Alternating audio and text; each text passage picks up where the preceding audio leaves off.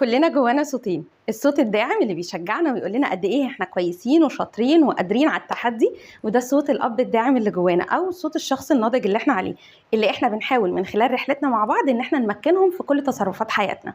وفي صوت تاني بيقعد يقول لنا مش هتقدري، هتفشل على اللي انت داخل عليه، وده صوت الاب الناقد.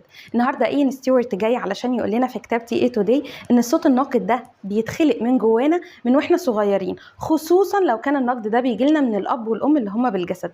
مش معنى كلامي ان احنا نروح نرمي اللوم عليهم دلوقتي او نمسك في خناقهم، لانه هم صغيرين ما كانش حد علمهم ازاي يديروا مشاعرهم، فكانوا بيخشوا من اشغالهم او من ضغوطات الحياه ومشاعرهم دي بتتصب فيك بشكل غير مباشر.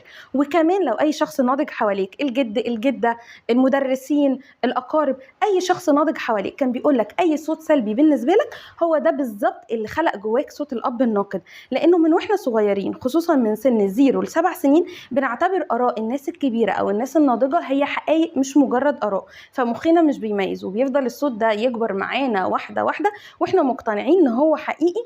ده صفاتنا الحقيقيه وقدراتنا الحقيقيه اللي احنا ما نقدرش ننفذها.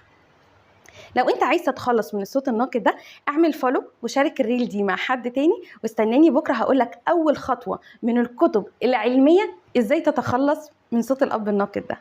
انا مارينا ظريف وانتوا هنا في نقطة